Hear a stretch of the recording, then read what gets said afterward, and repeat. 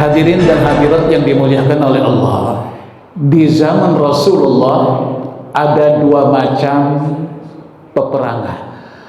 Ada peperangan yang dipimpin langsung oleh Rasulullah.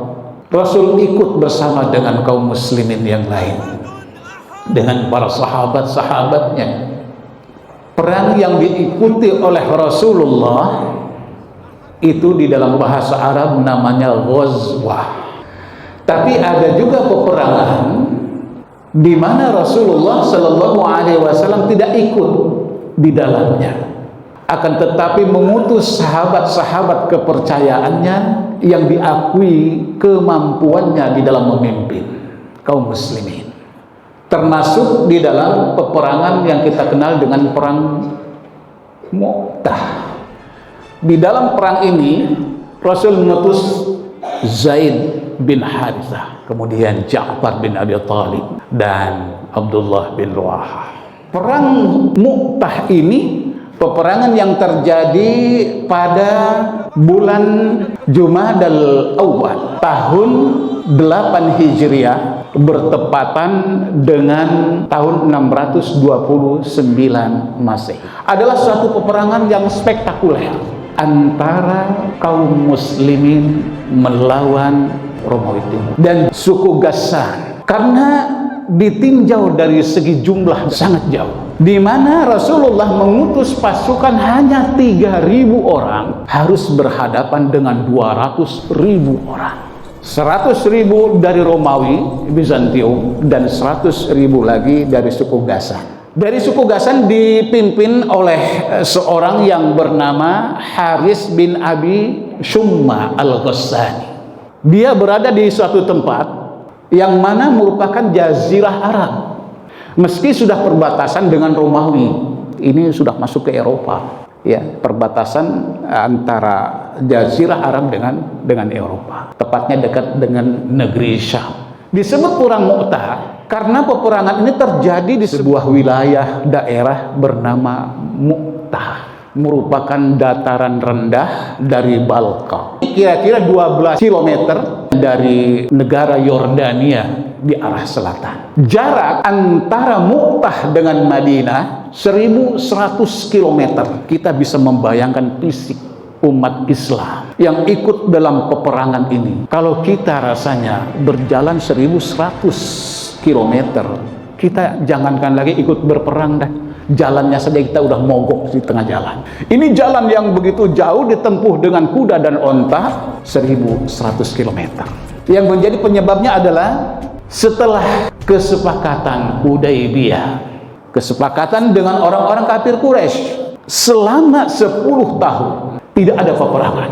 Kondisi yang semacam itu dimanfaatkan oleh Rasulullah Shallallahu Alaihi Wasallam, membuat surat sebanyak-banyaknya yang isinya adalah dakwah, isinya adalah mengajak orang-orang untuk masuk Islam, disampaikan kepada orang-orang yang berpengaruh, yaitu kepada kepala-kepala negara dan kepala-kepala suku. Salah satu surat disampaikan kepada Haris bin Abi Shumma al-Ghassani. Haris bin Abi Shumma ini luar biasa, dia tersinggung dan marah. Siapa Muhammad itu yang hanya tinggal di sebuah kota kecil Madinah, penduduknya sedikit, pasukannya hanya 3.000 orang, sementara pasukan mereka itu 100.000 ingin menyerang ke Madinah.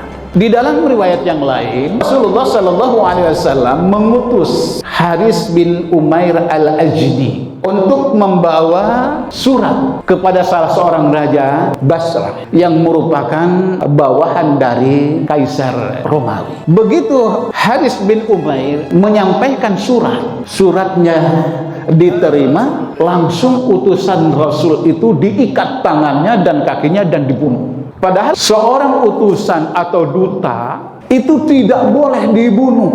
Meskipun gesekan di antara mereka itu sangat dahsyat dan parah, meskipun risalah yang dibawanya itu isinya sangat dibenci, Rasulullah marah. Ini adalah suatu tindakan yang sudah keterlaluan, melampaui batas. Maka Rasulullah Shallallahu Alaihi Wasallam mengumpulkan sahabat Zaid bin Harithah, kemudian Ja'far bin Abi Thalib dan Abdullah bin Ruwahah. Zaid bin Harithah, seorang hamba sahaya yang dimerdekakan oleh Rasulullah, kemudian diangkat menjadi anak.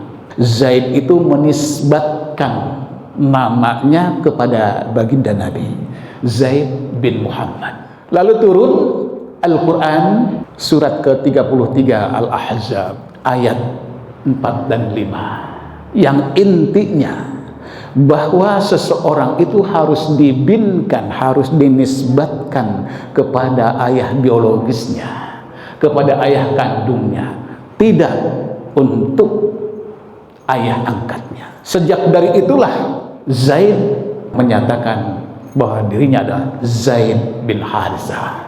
Kemudian yang kedua, Ja'far bin Abi Thalib. Dia adalah sepupu Rasulullah, pernah hijrah ke Habasyah, Ethiopia. Tahun 7 Hijriah dia hijrah ke Madinah. Rasulullah sangat senang dengan kehadirannya. Yang ketiga adalah Abdullah bin Ruwah dari Ansar. Inilah ketiga-tiganya yang Rasul utus menjadi pemimpin. Rasul bersabda, yang memimpin peperangan ini Zaid bin Harithah. Bila dia gugur, maka kepemimpinan itu diambil alih oleh Ja'far bin Abi Thalib. Jika Ja'far bin Abi Thalib ini juga gugur, maka diteruskan oleh Abdullah bin Ruwah. Apa yang disampaikan oleh Rasulullah ini didengar oleh orang Yahudi Madinah. Kemudian datang kepada Rasulullah, wahai Muhammad, aku telah membaca di dalam kitab Taurat, tidak ada satupun seorang nabi yang menyebutkan nama-nama sahabatnya kecuali dia akan gugur di medan tempur. Artinya apa? Bahwa orang-orang Yahudi itu, mereka sangat mengetahui bahwa Muhammad adalah seorang nabi.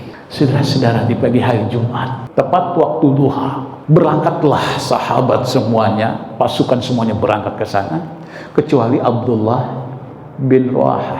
Ini setelah ditanya oleh Rasulullah, kenapa kamu belum pergi? Kenapa kamu tidak bersama dengan yang lain? Kata Abdullah, ini harinya hari Jumat, waktunya sangat sempit.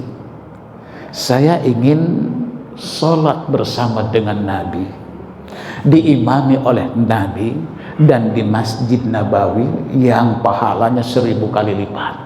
Ingin mendapatkan keutamaan ini, dan setelah itu dia akan menyusul. Lalu kata Rasulullah, demi Allah, orang yang pergi tadi pagi hari menuju Mu'tah itu jauh lebih besar pahalanya. Andaikan engkau memiliki harta seisi dunia ini, engkau infakkan semuanya, masih belum ada apa-apanya ketimbang dengan pahala orang yang berangkat untuk bertempur di medan tempur.